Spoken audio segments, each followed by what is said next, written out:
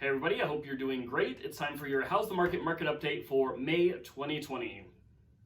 All right, let's get into it. So, three things we're going to talk about. First of all, let's talk about showings. So, we just came through a heck of a month with April. Obviously, everything we're talking about is from April 2020. So, showings has been one of the biggest things that I've been keeping my eye on. The reason is that's going to tell me how many buyers are out there in the market and how many are they seeing to getting pending. So, very, very important. It's kind of a lead measure to predict what the lag measure is going to be of how many closings we're seeing and what's going on. So showings, let's talk about this. Let's talk macro. I don't usually talk about the US in general, but let's talk about US stats. First of all, beginning of April, we saw a massive dip in all of the numbers basically, but with showings in particular, they measure from the first of the year to March, we were down 50%. From number of showings January 1 to the number of showings April 1st. So down 50%. Currently, US is sitting at down 7%. So we've come up quite a bit, 43% increase, which is great, but it should have been about plus 39%. So we, at the bottom, saw a void of about 88%, which is huge. Currently, we're seeing a void of only about 46%. So we're doing much, much better. The market took a massive dip and then it's been coming up since when we're looking at those number of showings. So then in Minnesota, same deal. We saw a 12.5% dip April 1st, basically. We're currently sitting at about a 44% increase. So a massive span there, obviously 66% increase, which is great. We really needed to see that.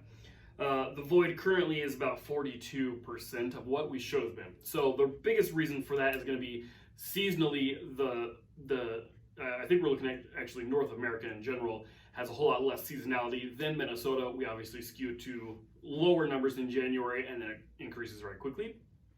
So we did see the increase as well, of course, but we're still sitting at a little bit of a void. My prediction is going to be this. As we're seeing from the bottom falling out from what it should have been to what it was beginning of April, that number's coming up together and we're actually getting much, much closer to on par for what it should have been based off of last year's numbers. However, I suspect we're going to see that gap kind of continue as we go through the summer. Obviously, there's going to be some that will just generally hold back for all the different reasons. We're talking about coronavirus and stock market and everything else. So I think we're going to see it catch up, but I think we're going to see it sit fairly parallel, is my prediction, through the summer with our numbers on showings. Second thing we're looking at is number of new listings coming on. That also is going to be kind of a lead measure of the number of new listings coming on is an indication of how many buyers are going to be able to buy a home, period, right? So we are currently down 30% for the number of new listings that we want to be seeing currently. We were actually at par with what we needed to see at the beginning of April. So it's been pretty interesting. Correct number of new listings coming on to kind of stay on with what we did last year, but then it dropped off very steep. That it's actually been going down, not because the number of new listings, we're obviously not going backwards, but that's just based on what we had last year to this year currently. So last year numbers would be increasing a lot more dramatically this year.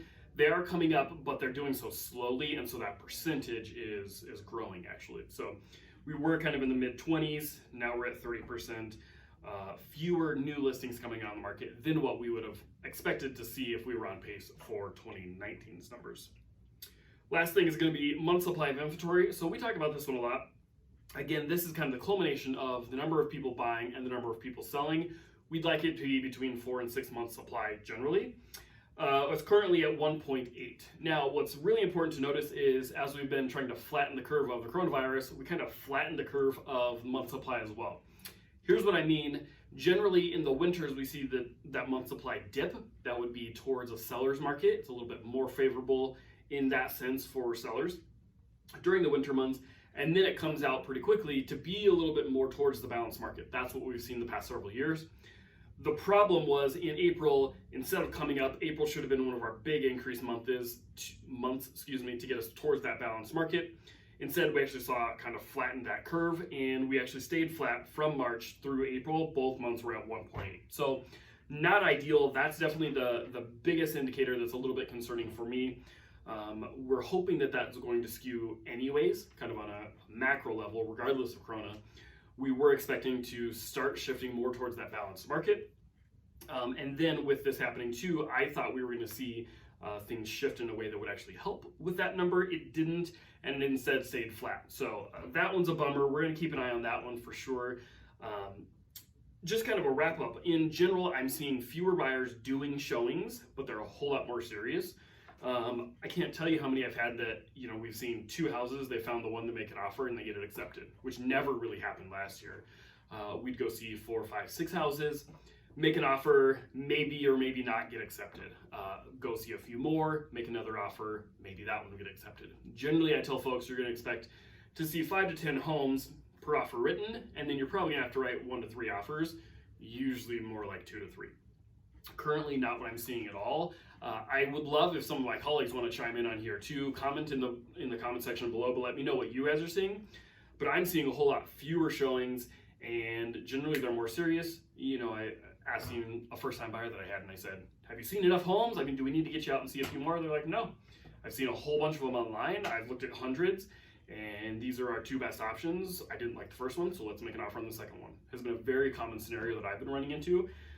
Very surprising, to me. I didn't anticipate that people would be more trusting of the virtual exposure to listings than they are. So, been fantastic. I'll take that for sure. Less legwork for the buyers, less hassle for the sellers, obviously, and that's great for them when they don't want to leave house because of coronavirus and everything else.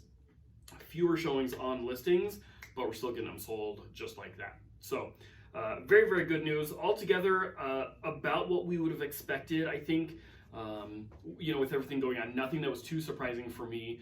Looking at April's numbers, I'm glad to see that things are taking off. Of course, we're seeing them just less activity in general, but the market is still very, very hot. We're staying down towards that seller's market. So hopefully that helps. Hope you guys are staying safe and staying healthy. If you haven't already, make sure and go like me on Facebook and subscribe on YouTube. You can get the full video of this on YouTube and then snippets on Facebook. So thanks so much. I hope you have a great day.